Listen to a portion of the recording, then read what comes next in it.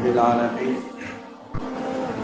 والصلاة والسلام على أشرف الأنبياء والمرسلين وعلى آله الطاهرين وأصحابه ومن تبعهم بإحسان إلى يوم الدين أما بعد قد قال الله تعالى في القرآن العظيم والفرقان المجيد بعد أعوذ بالله من الشيطان الرجيم بسم الله الرحمن الرحيم سيعلم الذين ظلموا أي منقلب ينقلبون صدق الله العظيم. எல்லா புகழும் ஏக இறைவன் அல்லாஹ் ஜல்லஷானு தஆலா அவன் ஒருவனுக்கே உரித்தாகட்டுமாக. அவனின் அருமை நாயகம் முஹம்மது ரசூலுல்லாஹ் ஸல்லல்லாஹு அலைஹி வஸல்லம் அவர்கள் மீதும் அவர்கள் வழியற்றி வாழ்ந்த சஹாபாக்கள், தாபீன்கள், தப தாபீன்கள், நல்லோர்கள் நம் அனைவர்கள் மீதும் அல்லாஹ்வின் சாந்தியும் சமாதானமும் என்றென்றும் நிலவட்டுமாக. ஆமீன். அல்லாஹ் ஜல்லஷானு தஆலாவின் அளப்பெரும் கிருபையினால் அனைத்து பாக்கியங்களுக்கும் ஆக பெரிய பாக்கியமான ஈமான் வழங்கப்பட்டிருக்கிற சமுதாயம் நாம். அல்லாஹ்வின் அருளால் அவனை மாத்திரமே இறைவனாக ஏற்று வாழுகிற பெரும் பாக்கியசாலிகள். இந்த மார்க்கம் இது அல்லாஹ்வின் மார்க்கம், அல்லாஹுவால் தேர்வு செய்யப்பட்ட மார்க்கம். அல்லாஹ் படைத்திருக்கிற அனைத்து மனித குலத்திற்கும் அல்லாஹ் விரும்பி தேர்ந்தெடுக்கிற மார்க்கம் இந்த தீனுல் இஸ்லாம்.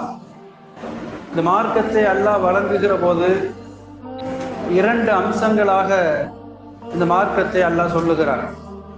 ஒன்று, தனி நபர்கள் ஆணோ பெண்ணோ இவர்கள் ஆற்ற வேண்டிய கடமைகள், தனக்குத்தானே செய்ய வேண்டிய கடமைகள். இரண்டாவது அம்சமாக இவர்கள் வாழுகிற சமுதாயம், இவர்கள் சார்ந்திருக்கிற சமூகத்திற்கு இவர்கள் ஆற்ற வேண்டிய கடமைகள், இவர்கள் செய்ய வேண்டிய பங்களிப்புகள். இரண்டு வகைகளாக அல்லாஹுவால் நமக்கு தரப்பட்டிருக்கிற கடமைகளில் பொதுவாக இன்றைக்கு ஒரு முஸ்லிம் என்கிற போது பரவலாக சொல்லப்படுகிற அடையாளம் ஒன்று, இஸ்லாமிய பெற்றோர்களுக்கு பிறந்திருப்பார், பெயர் இஸ்லாமிய பெயராக இருக்கும். ஒரு அப்துல்லா என்றோ அப்துல் ரஹ்மான் என்றோ. முஸ்லிம்கள் பெரும்பான்மையாக வசிக்கிற மஹல்லாவிலே வசிப்பார். இறப்பிற்கு பின்னால் முஸ்லிம்களின் கபிரிஸ்தானில் அடக்கப்படுவார். இப்படியெல்லாம் சில பொதுவான அடையாளங்கள். அதையும் தாண்டி முஸ்லிம் இஸ்லாம் என்கிற போது சில அடையாளங்களாக சொல்லுவதானால் இன்றைக்கு பொய்யாக பரப்பப்படுகிற தீவிரவாத முத்திரை, பயங்கரவாத, இது போன்ற வெறுப்பு பிரச்சாரங்களை எல்லாம் சொல்லலாம்.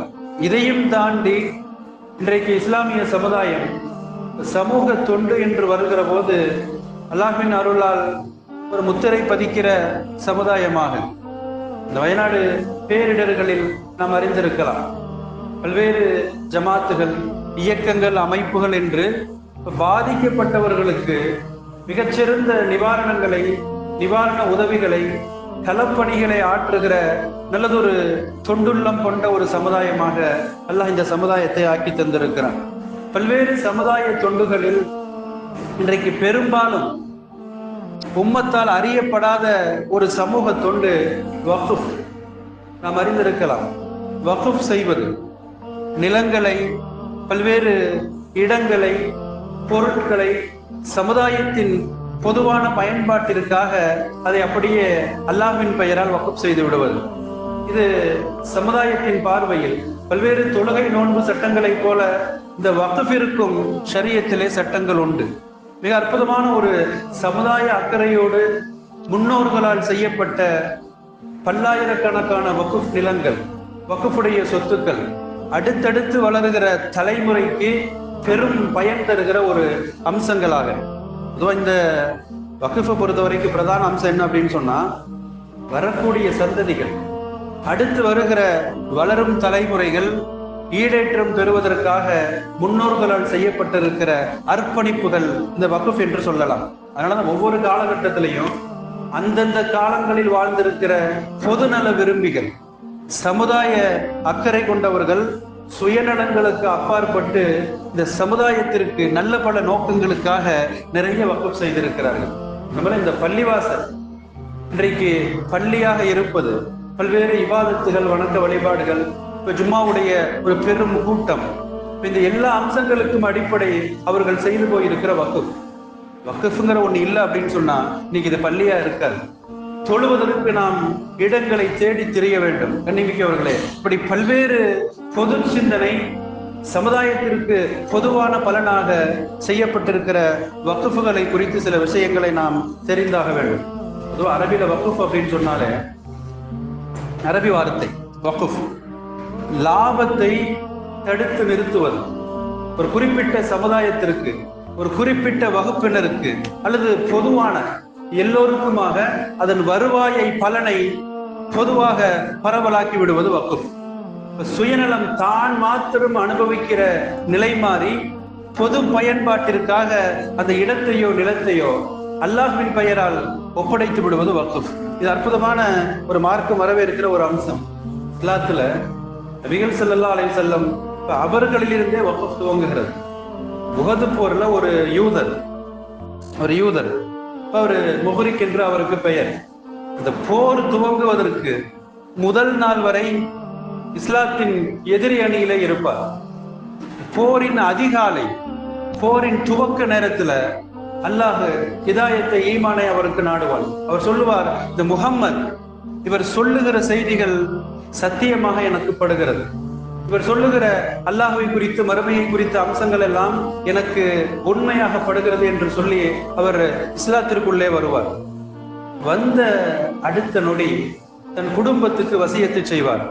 இப்ப நான் போர்க்களத்திலே இருக்கிறேன், என்ன வேண்டுமானாலும் நிகழலாம். இப்ப வசியத்து சொல்லுகிறார், எனக்கு சொந்தமான 7 தோட்டங்களை இந்த நபிகள் நாயகம் அவர்களுக்கு அன்பளிப்பாக தரப்பட வேண்டும். வசியத்து செஞ்சிட்டார். அதே போர்க்களத்துல உஹது போரில் ஷஹீத் என்கிற பாக்கியத்தை பெறுவார். கண்ணிமிக்கவர்களே, யோசித்து பார்க்கிறோம், பெருமானார் ஸல்லல்லாஹு அலைஹி வஸல்லம் அன்பளிப்பா கிடைச்ச அந்த 7 தோட்டங்களை உம்மத்திற்காக வக்ஃப் செய்தார்கள். இப்போ உம்மத்தின் பயன்பாட்டிற்காக நபிகள் நாயகம் அதன் விளைச்சல்கள், பலன்களை வக்ஃப் செய்வார்கள். இது இந்த சமுதாயத்தின் முதல் வக்ஃப். அப்ப தான் மாத்திரமே அனுபவிக்கிற நிலை மாறி தான் சார்ந்திருக்கிற சமுதாயத்திற்கு பலன்கள் போயாக வேண்டும். அப்ப பல்வேறு தரப்பிலே இருக்கிற மக்கள், ஏழைகள், வறியவர்கள், பல்வேறு கட்டங்களிலே இருப்பவர்களுக்கு அதனுடைய பலன்களை பகிர்ந்து தருவது. தொடர்ந்து சஹாபாக்கள் நிறைய வக்ஃப் செய்வாங்க. ஹஜ்ரத் உமர் ரலியல்லாஹு அன்ஹு அவங்கள வச்சுதான் இந்த வக்ஃபுடைய சட்டங்கள்லாம் நிறைய வருது. ஹஜ்ரத் உமர் அவங்க ஹைபர் போர்ல ஒரு நிலம் அவர்களுக்கு கிடைக்கும். ஹைபர் வெற்றிக்கு பின்னால் ஒரு நிலம் அவர்களுக்கு கனிமத்தாக, போர் செல்வமாக. ஹஜ்ரத் உமர் அவங்க பெருமானாருக்கு வருவாங்க, ரசூலல்லாஹ் எனக்கு போர் செல்வமாக ஒரு நிலம் கிடைச்சிருக்கு, இருக்கிற நிலங்களிலேயே எனக்கு மிக பிரியமான நிலம் அதுதான்.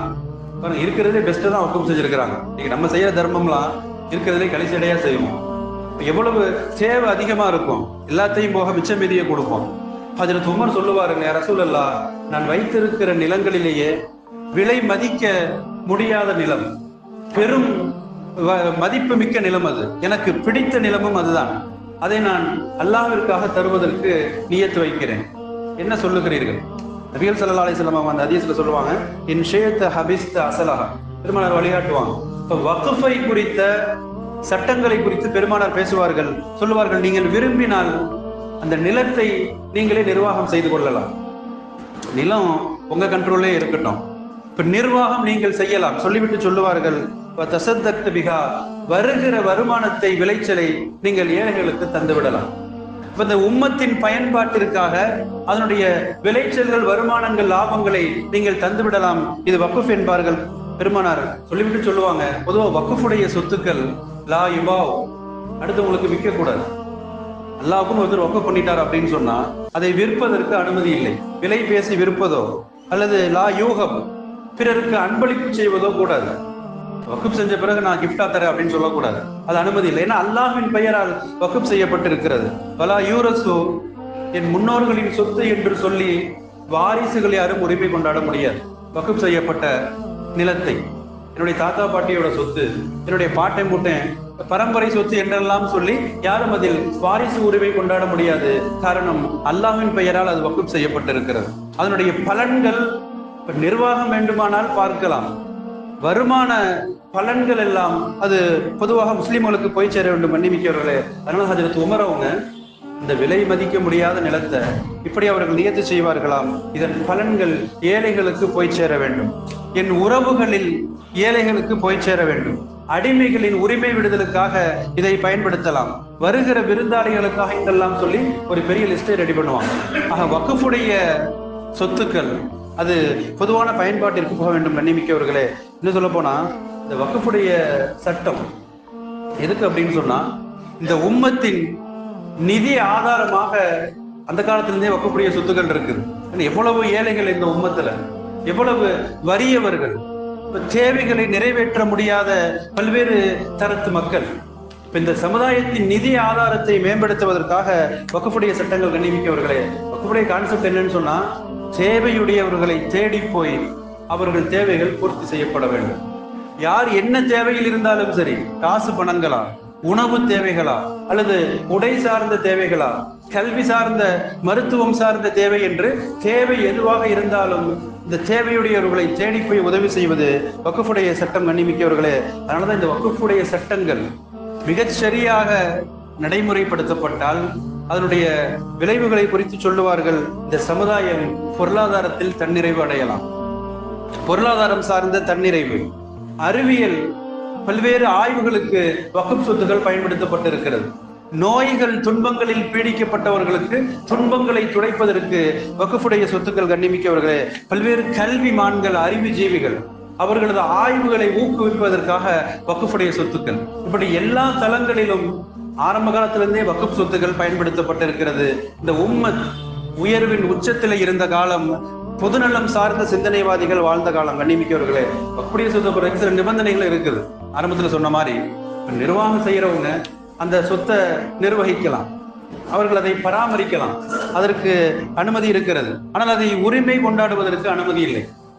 அதை முழுசா என்னுடைய முன்னோர்கள் சொத்து என்றெல்லாம் சொல்லி அதை உரிமை கொண்டாடுவதற்கு அனுமதி கிடையாது. கண்ணிமிக்கவர்களே, பொதுவாக இந்த வக்ஃபுடைய சொத்துக்கள், அதை தொடர்ந்து வருகிற வக்ஃப் வாரியங்கள், இதனுடைய அடிப்படை என்னன்னு சொன்னா, இஸ்லாமிய மன்னர்கள் ஆரம்ப காலத்துல வாழ்ந்தவங்க, பெரும் பெரும் பகுதிகளை ஆட்சி செய்தவர்கள், பெரும் பெரும் சாம்ராஜ்யங்களை ஆண்டவர்கள், மிக பெரும் கோடிக்கணக்கான செல்வத்திற்கு சொந்தமான இந்த சமுதாயத்தின் தனவந்தர்கள் அல்லாஹ்வின் பெயரால் சமுதாய அக்கறையோடு தானமாக செய்து போயிருக்கிற சொத்துக்கள் தான் இந்த வக்ஃபுடைய சொத்துக்கள். கண்ணிமிக்கவர்களே, அந்த வரிசையில தான் இந்த பள்ளிவாசல்கள், இறை இல்லங்கள், பல்வேறு மதரசாக்கள், தேவபந்து மதரசா உட்பட இப்ப முழுமையான சமுதாயத்தின் கல்விக்கான வக்ஃப், கல்வி சார்ந்த பல்வேறு கல்வி நிலையங்கள், கல்லூரிகள், பல்கலைக்கழகங்கள், வக்ஃப் செய்யப்பட்ட நிலங்கள். இந்த உம்மத்தின் மருத்துவ பயன்பாட்டிற்காக மிக பிரம்மாண்டமான பல்வேறு மருத்துவமனைகள், இப்படி நிறைய சொல்லிக்கொண்டே போகலாம். இந்த அத்துணை பலன்களும் சமுதாயத்தின் பலன்களுக்காக வக்ஃப் செய்யப்பட்ட இடங்கள். கண்ணிமிக்கவர்களே, பொதுவாக பள்ளியை பொறுத்த வரைக்கும் ஆரம்பகால வக்ஃபுகள்ல வெறுமனை தொழுவதற்காக மட்டும் பள்ளி அல்ல, சமுதாய நலக்கூடமாக பள்ளிவாசல்கள் செயல்பட்டு இருக்கிறது. சமுதாய நலக்கூடமாக நம்முடைய முன்னோர்களுடைய வக்ஃபுலாம் போய் பார்த்தோம் அப்படின்னு சொன்னா ரொம்ப பிரமிக்கத்தக்க வக்ஃபுகள் எல்லாம் கூட அவர்களது காலத்திலே உண்டு. கண்ணிமிக்கவர்களே, உன்னதமான வக்ஃபுகள். பயணிகள், வெளியூரிலிருந்து வரக்கூடியவர்கள் தங்குவதற்காக, பசி போக்குவதற்காக இலவச பயணக்கூடங்கள் முன்னோர்களுடைய வக்ஃப் சொத்துக்கள் இருக்குது. ஒரு சொத்தை நிர்ணயிச்சு இது பயணிகளுக்கான செலவு என்று, இப்ப வருபவர்கள் எல்லாம் இரவு தங்கலாம், அப்ப உணவு உண்ணலாம். கண்ணிமிக்கவர்களே, இதற்கு உஸ்மான் ரலியல்லாஹு வேற ரூமா அப்படின்னு சொல்லிட்டு முஸ்லிம்கள் மக்கள் வந்து மதீனாவுக்கு போவாங்க. இப்ப மதீனத்து நீர்நிலைகள் எல்லாம் உப்பு சுவை கொண்ட நீர்நிலைகள், குடிப்பதற்கு தகுதியற்ற ஒருவித தண்ணீர். வேற ரூமான்னு சொல்லிட்டு ஒரு கிணறு, மதுரமான கிணறு, ஒரு யூதனுக்கு சொந்தமான கிணறு. நபிகள் ஸல்லல்லாஹு அலைஹி வஸல்லம் சொல்லுவார்கள், இந்த கிணற்றை விலைக்கு வாங்கி முஸ்லிம்களின் பயன்பாட்டிற்கு தருவது யார்? பெருமான பெரிய துவா செய்வாங்க. அதற்கு உஸ்மான் கனி 20,000 திர்ஹங்களை விலையாக தந்து அந்த கிணற்றை விலை பேசி வாங்கி முஸ்லிம்களின் பொது பயன்பாட்டிற்காக வக்குப் செய்வார்கள். கண்ணிமிக்கவர்களே, இப்ப தண்ணீர் தேவை என்று வருகிற போது கிணறுகள் அன்றைக்கு வக்குப் செய்யப்பட்டிருக்கிறது. பெரும் பெரும் நீர் தொட்டிகள் சமுதாயத்தின் தாகத்தை தணிப்பதற்காக வக்குப் செய்யப்பட்டிருக்கிறது. ஏழையாக யாரேனும் இறந்தால் கஃன் தஃபன் உட்பட அடக்கத்திற்குண்டான செலவுகளுக்கெல்லாம் கூட செல்வந்தர்கள் வக்குப் செய்திருக்கிறார்கள். ஏழைகளை அடக்குவதற்காக வக்குப் சொத்துக்கள் இருந்து சில குறிப்பிட்ட சதவிகிதம். கண்ணிமிக்கவர்களே, இன்னும் எந்த அளவுக்கு அப்படின்னு சொன்னா, சலாஹுதீன் அய்யூபி நாம் அறிந்திருக்கலாம். பலஸ்தீன் பைத்துல் முகத்தஸை மீட்ட மிக பெரும் வீரர். அவருடைய ஆட்சி காலத்துல இப்ப அரண்மனையில் தனி ஒரு அறை, அந்த அறையில் பைப் லைன் வழியாக பால் சப்ளை. குழந்தை பெற்றெடுக்கிற தாய்மார்கள் பால் வாங்குவதற்கு கூட வசதி இல்லாத போது அங்கு இலவசமாக பாலும் இனிப்பும் பெற்றுக்கொள்ளலாம். இந்த வக்குப் சலாஹுதீன் அய்யூபுடைய காலத்துல இருந்து கண்ணிமிக்கவர்களே, இப்படி தேவைகளை தேடி தேடி சமுதாயத்தின் தேவைகளை நிறைவு செய்கிற வக்குப்புகள் அன்றைக்கு இருந்திருக்கிறது. கண்ணிமிக்கவர்களே, இன்னும் சொல்ல போன கணவனை இழந்திருக்கிற பெண்கள், விதவைகள், கணவனால் கொடுமைக்கு உட்படுத்தப்பட்ட பெண்கள், முறையான வருமானங்கள் இல்லாத பெண்களுக்கு என்று உணவு, உடை உட்பட பல்வேறு தேவைகளுக்கு வக்குப் இருந்திருக்கிறது. கண்ணிமிக்கவர்களே, உச்சகட்டமாக சொல்லுவதானால் மனிதர்களை தாண்டி அற்ப பிராணிகளுக்கும் கூட வக்குப்புகள் இருந்திருக்கிறது. ஒரு பெரியவர் ஒரு தெரு வழியா நடந்து போறார். ஒரு நாய் நோய், மிக கடுமையான நோயால் பாதிக்கப்பட்டு குளிரால் நடுங்கி கொண்டிருக்கும், உடல் மெலிந்து போயிருக்கும். பார்த்து அவரின் உள்ளம் இலகி போய் தன் சொத்தில் ஒரு பகுதியை எழுதி வைப்பார். நாய்கள் நலக்காப்பகம் என்று பெயரிட்டு வக்குப் செய்வார்.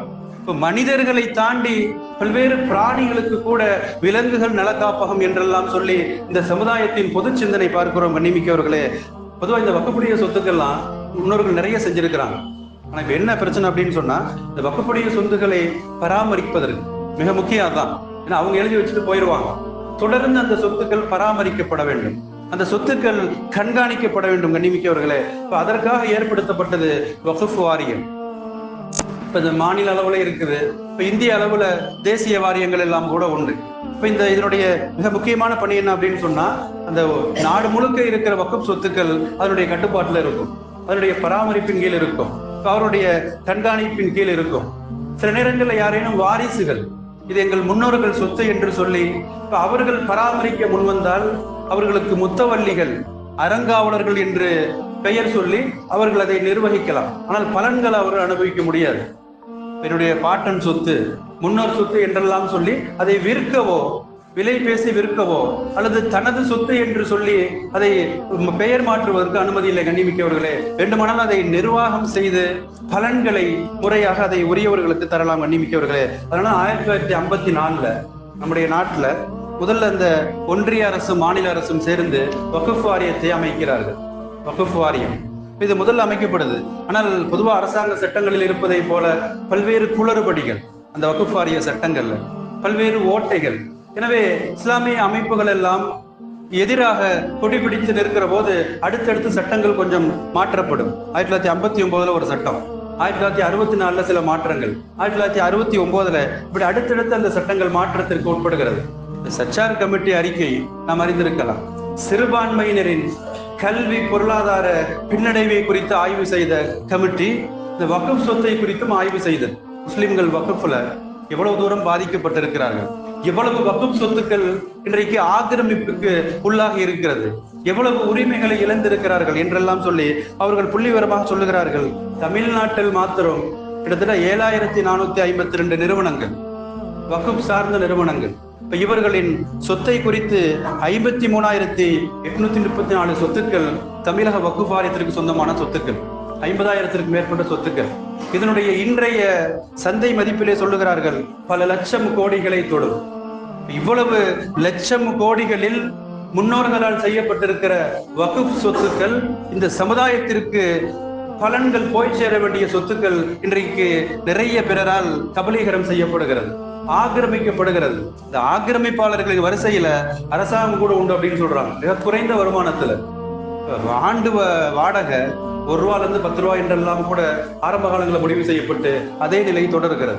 பல்வேறு கார்பரேட்டுகள் இப்ப இந்த கார்பரேட்டுகள் எல்லாம் கூட மிக குறைந்த வாடகையில் வக்ஃப் சொத்துக்களை ஆக்கிரமித்து அனுபவித்துக் கொண்டிருக்கிறார்கள் கண்ணிமிக்கவர்களே. அப்ப பல லட்சம் கோடிகளில் அந்த தொகைகள் வக்ஃப் நிலங்கள் முறையாக இஸ்லாத்திற்கும் முஸ்லிம்களுக்கும் பயன்படுத்தப்பட்டால் நாம் பிறரிடத்திலே கையேந்த தேவையில்லை கண்ணிமிக்கவர்களே. இன்னும் சொல்ல போனா அந்த வக்ஃபுடைய நோக்கம் நிறைவேற வேண்டுமானால் ஆக்கிரமிப்புகள் எல்லாம் மீட்டப்பட வேண்டும், முறையான பராமரிப்புகள் கண்காணிப்புகள் வேண்டும் கண்ணிமிக்கவர்களே.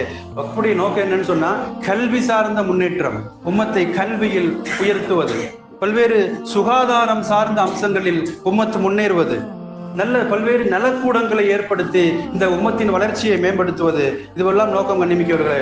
பொதுவாக இந்த ஆக்கிரமிப்பை குறித்து நம்மள்கிட்டயே ஒற்றுமை இல்லை. அண்ணன் தம்பிகிட்டே பார்க்குறோம், சொத்து எவ்வளோ பிரச்சனை, சின்ன சொத்து பங்கீட்டில் பெருமானார் தான் சொல்லுவாங்க, மந்தலம கீத ஷிபரிமினல் ஆறு, யாரேனும் ஒரு ஜான் நிலத்தை, பிறருக்கு சொந்தமான நிலத்தை அநியாயமாக அபகரித்தால் நாளை மறுமையில் துவ்விகஹு மின் சபை அருளில் 7 பூமி அளவுக்கு தோண்டி எடுக்கப்பட்டு சுமக்க முடியாத சுமையாக அவரது கழுத்தில் மாலையாக அணிவிக்கப்படும். இப்ப அடுத்தவரின் சொத்துக்கு ஆசைப்பட்டு இன்றைக்கு சகோதர உறவுகள் பாதிக்கப்படுகிறது, குடும்ப உறவுகள் சிதையுண்டு போகிறது, காலம் முழுக்க பேச்சுவார்த்தை இல்லை என்கிற நிலை பார்க்கிறோம் கண்ணிமிக்கவர்களே. இப்ப நமது நிலையை சரி செய்யாத போது பொது சொத்துக்களை நாம் இழந்து தவித்துக் கொண்டிருக்கிறோம் கண்ணிமிக்கவர்களே. இப்படி முன்னோர்களுடைய நடைமுறையை பார்க்கிறோம். அடுத்தவங்க சொத்துல கை வைக்கிறது, பிறருக்கு சொந்தமான பொருட்களை பயன்படுத்துவதில் உச்சகட்ட பேணுதல். அதில் இப்னு முபாரக் ரஹ்மத்துல்லாஹி ஈராக் நாட்டை சேர்ந்தவர்கள் கல்விக்காக சிரியாவுக்கு போவாங்க. போய் கல்வியெல்லாம் பல மாதங்கள் தங்கி கல்வி கத்துக்கிட்டு மீண்டும் திரும்ப வருவார்கள். அந்த காலத்துல மரக்குச்சியை வைத்து எழுதுவாங்க, மரக்குச்சி எழுதுகோளாக. இப்ப இவங்க ஊருக்கு திரும்பி வந்து பார்ப்பாங்க, பல வெகு தொலைவான தூரம், ஈராக்குக்கும் சிரியாவுக்கும் பல 100 கிலோமீட்டரு. இப்ப திரும்பி வந்துருவாங்க வீட்டுக்கு. வந்த பிறகு தன்னுடைய பையை பிரித்து பார்ப்பார்கள், நண்பரிடத்திலே இரவலாக வாங்கிய அந்த எழுத்து குச்சி பையில இருக்கும். பார்த்தவர்கள் அதிர்ந்து போய், பெரிய மதிப்புலாம் இல்லை, ஒரு சின்ன எழுதுற குச்சி, அவ்வளவுதான், ஒரு சின்ன மரக்குச்சி. அப்படியே அதிர்ந்தவர்களாய் மீண்டும் சிரியாவிற்கு பயணம் கிளம்புவார்கள். போய் நண்பரை விசாரித்து அந்த குச்சியை திரும்ப தந்துவிட்டு வருவார்கள். பார்க்கிறோம் மன்னிமிக்கவர்களே, இந்த அளவிற்கு பிறர் பொருளை அபகரிப்பதில், பிறருக்கு சொந்தமான பொருட்களை உரிமை கொண்டாடுவதில் மிகுந்த கவனம் வேண்டும் மன்னிமிக்கவர்களே. ஆனா இன்னைக்கு இந்த வக்ஃபுடைய சொத்துக்கள்லாம் நிறைய ஆக்கிரமிப்புக்கு உள்ளாக்கப்பட்டிருக்கிறது. இப்ப இந்திய அளவுல 35 வக்ஃப் வாரியங்கள், ஒவ்வொரு மாநிலம் வாரியா 35 வாரியங்கள் இருக்குது. இதுல உச்சகட்ட நிறைய வருமானத்தை சம்பாதிக்கிற வக்ஃப் வாரியமா கர்நாடகா. மிக மோசமான ஆக்கிரமிப்புகளுக்கு உள்ளாகி இருக்கிற அந்த வாரியம் மகாராஷ்டிரா என்று அந்த புள்ளிவிவரம் சொல்லுகிறது கண்ணிமிக்கவர்களே. காரணம் நிறைய ஆக்கிரமிப்புகள், அரசாங்க ஆக்கிரமிப்புகள், பல்வேறு கார்பரேட் ஆக்கிரமிப்புகள். அப்ப யார் வேண்டுமானாலும் அந்த நிலங்களை கைப்பற்றி வைத்துக் கொண்டு கேஸ் போட்டு அவங்க அதை ஜெயிச்சிடுறது கண்ணிமிக்கவர்களே. யோசித்து பார்க்கிறோம். இன்னொரு புள்ளிவிவரம் சொல்லுது, நம்முடைய இந்தியால இராணுவத்துறை, ரயில்வே துறை, 2 பெரிய துறைகள், நிறைய சொத்துக்களை கொண்டிருக்கிற துறைகள். இந்த 2க்கும் அடுத்தபடியா 3வது பெரிய சொத்துக்களை கொண்டிருக்கிற துறை வக்ஃப் வாரியம் என்று புள்ளிவிவரம் சொல்லுகிறது கண்ணிமிக்கவர்களே. இப்போ ஒட்டுமொத்தமா அதனுடைய மதிப்பு, சொத்துக்களில் இன்றைய மதிப்புல 1,20,00,000 கோடி அப்படின்னு சொல்றாங்க. 1.20 லட்சம் கோடி. இவ்வளவு சொத்துக்கள் முன்னோர்களால் சமுதாயத்தின் நலனுக்காக வக்ஃப் செய்யப்பட்டிருக்கிறது.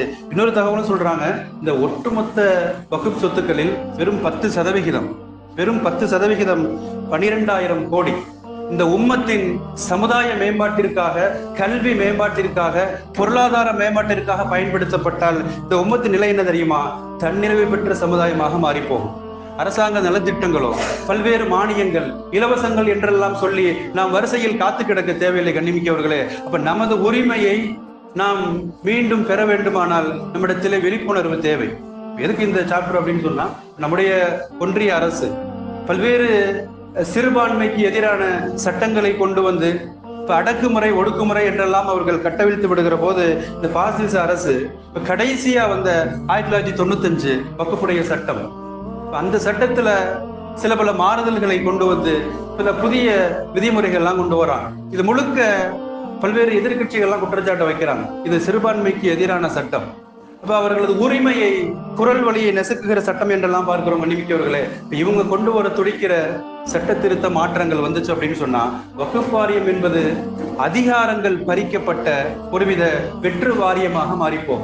முந்தைய சட்டங்கள் என்ன நிலவரம் அப்படின்னு சொன்னா, ஒரு நிலம், வக்ஃபுடைய நிலம், இது வக்ஃபிற்கு சொந்தமா, முஸ்லிம்களுக்கு சொந்தமா, அல்லது வேறு யார் நிலமா என்று ஒரு பிரச்சனை வருகிற போது வக்ஃப் வாரியமே முடிவு செய்யும்.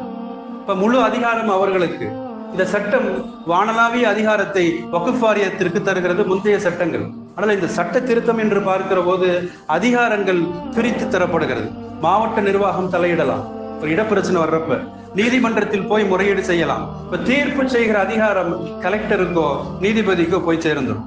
அப்ப நமது சொத்து முறையான, பல நூறு ஆண்டுகளுக்கு முன்னால் வக்ஃப் செய்யப்பட்டிருக்கிற சொத்துக்களுக்கு முறையான எவிடன்ஸ் இருக்காது, பல்வேறு சான்றிதழ்கள் இருக்காது. இப்ப மிக எளிதாக நமதுக்கு சொந்தமான நிலங்களை, நம்முடைய உடைமைகளை அரசுடைமையாக்குவதற்கோ அல்லது அநியாயமாக அடுத்தவர்கள் அபகரிப்பதற்கோ இந்த சட்டங்கள் வழி செய்யலாம். கண்ணிமிக்கவர்களே, யோசித்து பார்க்கிறோம். பொதுவாக இந்த இன்னொரு சில அம்சங்கள், இந்த சட்டங்கள் என்ன மாற்றம் அப்படின்னு சொன்னா, பெண்களையும் கூட உறுப்பினர்களாக சேர்க்கலாம் என்றெல்லாம் சட்ட திருத்தங்கள்.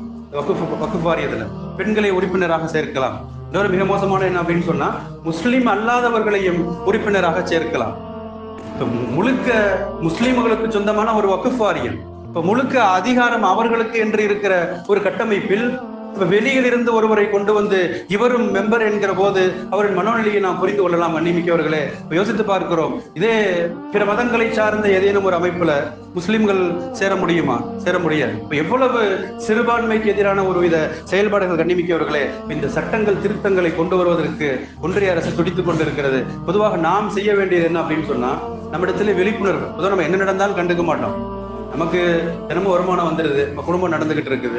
இது உம்மத்தின் நலன் கருதி முன்னோர்கள் செய்து போயிருக்கிற நமக்கு சொந்தமான, நமக்கு உரிமையான அந்த நிலங்கள் எல்லாம் கைவிட்டு போகிற போது நாம் உரிய முயற்சிகள் செய்ய வேண்டும். கண்ணிமிக்கவர்களே, எல்லாவிடத்துல நிறைய நாம் துவா செய்ய வேண்டும். அல்லாஹ் ஜல்ல ஷானு தஆலா எவ்வளவு காலம் இன்னமும் நம்ம விழிப்புணர்வு உடையாமல் இருந்துகிட்டு இருக்கிறோம். நம்முடைய தூக்கங்கள் களைய வேண்டும். சமுதாய அக்கறை நம்மிடத்திலே வர வேண்டும். நிறைய பேர் பார்க்கிறோம், இம்மால கூட கண்டுக்கிறது, தூங்கிட்டு தான் இருக்காங்க. எவ்வளவு ஒருவித பிற்போக்குத்தனம், எவ்வளவு மிக முக்கிய செய்திகள் சொல்லப்படுகிறது, சமுதாயம் குறித்த விழிப்புணர்வு சொல்லப்படுகிறது. பொதுவாக நம்ம பல்வேறு விஷயங்களை பேசுவோம், பல்வேறு விஷயங்களை குறித்து சிந்திக்கிறோம், முழுக்க சுயநலம் சார்ந்த சிந்தனைகள். இந்த சுயநலத்திலிருந்து வெளியே வந்து சமுதாயம் என்கிற பொது நதியிலே நாம் கலக்க வேண்டும். கண்ணிமிக்கவர்களே, எல்லாவித பிரச்சனைகளுக்கும் அல்லாஹ்விடத்திலே நாம் தீர்வை தேட வேண்டும். இப்ப நாம் நம்மிடத்திலே அநியாயங்கள் தவிர்க்கப்பட்டால் அல்லாஹ் பிறகு அநியாயத்தை நம்ம நல்லா பாதுகாப்போம். இப்ப நாம் அநியாயம் செய்கிற நிலையில் இருந்து தௌபா செய்து விட்டால் அல்லாஹ் நம்மை பாதுகாப்பான். அல்லாஹ் ஜல்ல ஷானு தஆலா நம்முடைய சொத்துக்களை பாதுகாப்பானாக. அல்லாஹ் அந்த அநியாயக்கார ஆட்சியிலிருந்து இந்த உம்மத்தை பாதுகாப்பானாக. அல்லாஹ் ஜல்ல ஷானு தஆலா நீதமான நேர்மையான ஆட்சியாளர்களை எல்லாம் நமக்கு தந்துருள்வானாக. நாம் உரிமைகளை நியாயமாக கேட்டு பெறக்கூடிய மக்களாக ஆக்கி அருள்வானாக. அல்லாஹ் நம்முடைய துவாக்களை எல்லாம் கபூல் செய்வானாக. பாதிக்கப்பட்ட எல்லா மக்களுக்கும் அல்லாஹ் நிவாரணத்தை தந்துருள்வானாக. வாஹிர் தஅவானா அல்ஹம்துலில்லாஹி ரப்பில் ஆலமீன்.